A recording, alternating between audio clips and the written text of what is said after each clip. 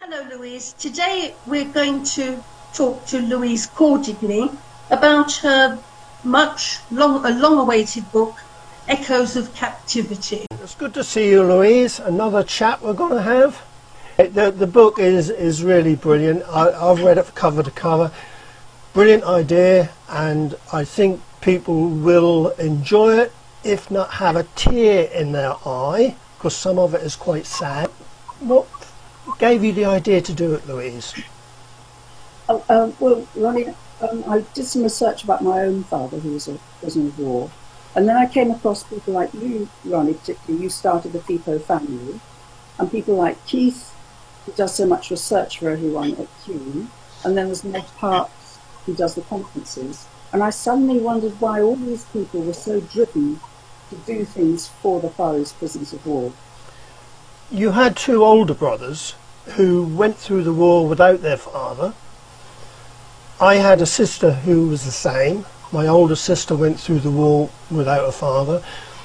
Do you find their way of looking at your father is a bit different to you? Yes, yes. Especially my older brother, who's quite affected because he was brought up in my dad was a vicar. He was brought up in the big old rectory, which was rather dark, and it wasn't until his father came home and my mother had support that he started to enjoy his childhood, because I think he really missed having a father around. For me, I had a father, the whole of my life until he died, because he died quite young. The whole point, we never talked about it, and that again is a theme running through all the interviews. We didn't talk about it, but I knew something had happened, and somehow I didn't like to talk about it. So I did my research after he died, and I wish, like so many of us, that I'd asked him questions when he was alive. Yeah, I don't think my dad seemed very traumatised at all, but he did make the most of the time he got left. He liked rice, actually, and he occasionally got dengue fever, but that's all I knew.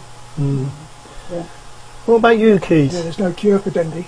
What about you? Well, this is the strange thing. I mean, it's for me, it's walking into another world, only this one is with a big difference. I mean, the first book I ever read on families of FIPOs was Stranger in the House by Julie Summers. And I knew some people in that book, and I realised then very quickly that their experience wasn't mine. Their experience with their parent, or father, or uncle, grandfather, whatever, was totally different to mine. I mean, my dad, I think he wanted to talk about it towards the end of his life, and my mother wouldn't leave me in the same room with him. That's the heartbreak. And we found out later on, the hospital didn't tell us that when he was in hospital after his first heart attack, he was wandering the wards at 2 o'clock in the morning. So, of course, when he wanted to talk to somebody, he'd go out the bungalow they moved to in Basingstoke and knock up the next door neighbour and talk to him at 2 o'clock in the morning.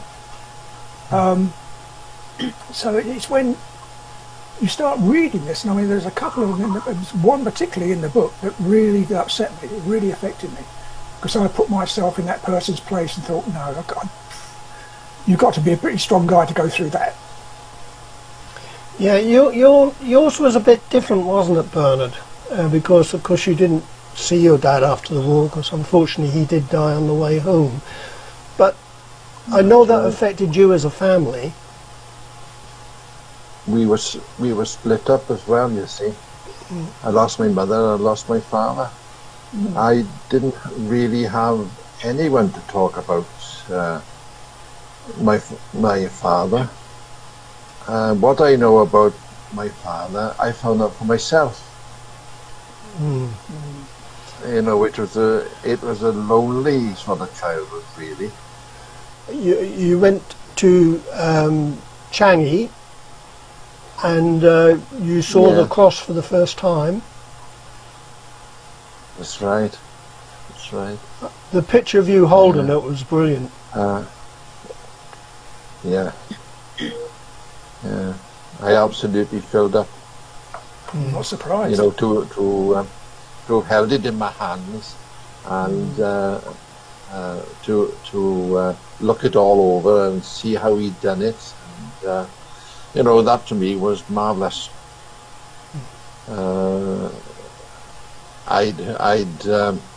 I'd found out about the cross and Louise quite late, really, because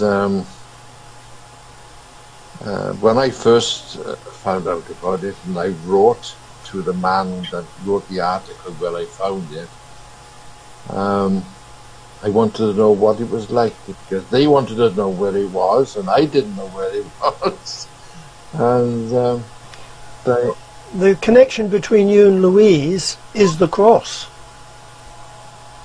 Yeah. Because Oh, yeah. Dad. My father made the cross for my father, for his little church. It's such a tough story. They must have known each other well. They would have been friends. Well, it was, when you think about it, it was remarkable, really, that I had all the information, all the pictures, and we'd had them for years and years, and never really had a look at them, because they were kept in this Red Cross bag, and my grandmother kept it safe, but we didn't know what the pictures were.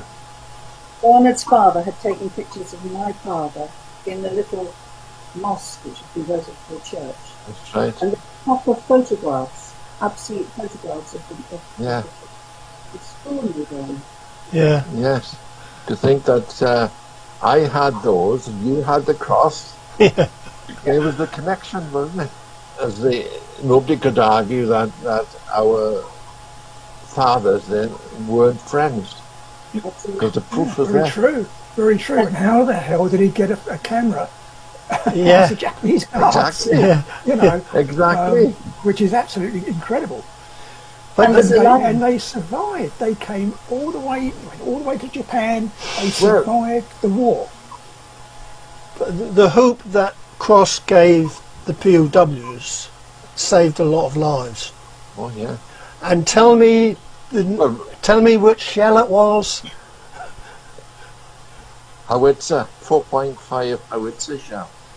Well, he must have worked hard cutting it down. The book, Louise. Oh, there it is. Yeah, That's right. yeah, that's it.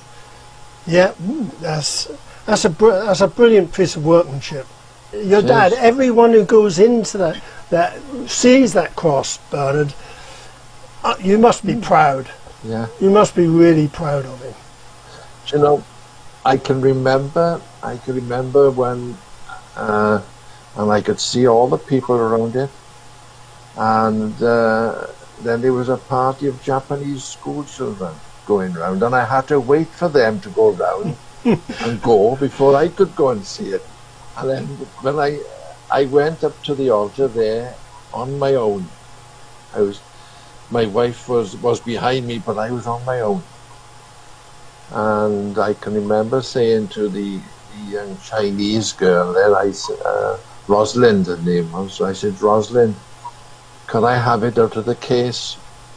And she said, yes, just take the perspex front off.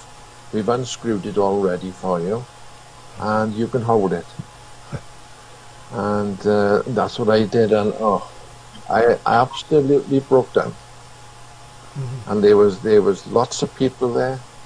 I mean, you could take, there was Australians, there was Americans, from all walks of life there. And I was there, I crying, and I just didn't know what to do. And then they all dispersed. Well, I was ill like that, and as soon as I composed myself, I said, "It's all right now. You can come back." Yeah.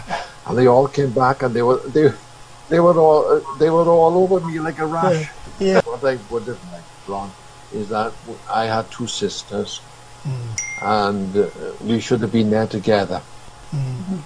Yeah. Two things that struck me. I mean, the name jumped out because Taylor, Pam Taylor. It's good to hear a lady's point of view.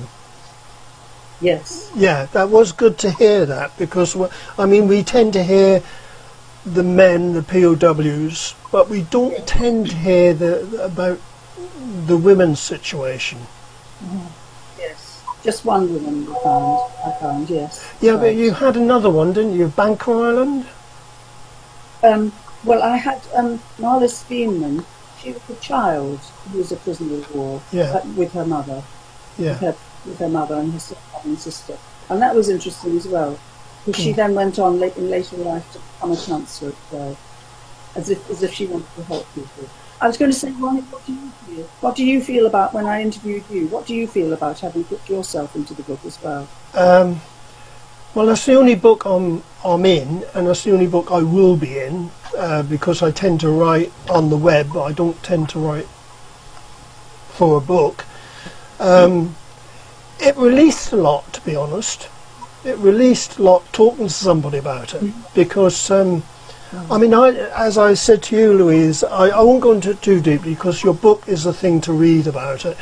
But I didn't realise the problems I had until I got into my teens to fit in with my mates. But my dad was ever so good. I mean, I told you before, that isn't in your book, so I will say it now. I had a motorbike. I had, in my teens, I had a motorbike. I had a leather jacket. I liked rock and roll. Dad was brilliant.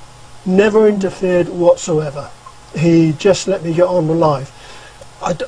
Some fathers are very physical towards the children.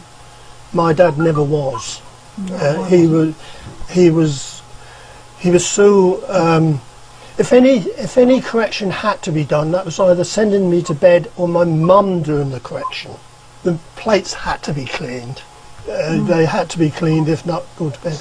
But mum was crafty. Mum was ever so crafty, because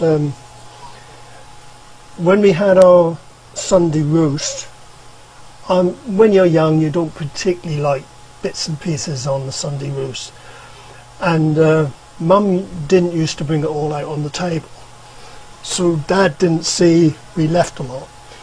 But on Monday we used to have bubble and squeak. Loved it. I loved bubble and squeak. So the ends of the Sunday roast went in the frying pan for Mondays. Bubble and squeak. Brilliant. Best meal ever. Bubble and squeak.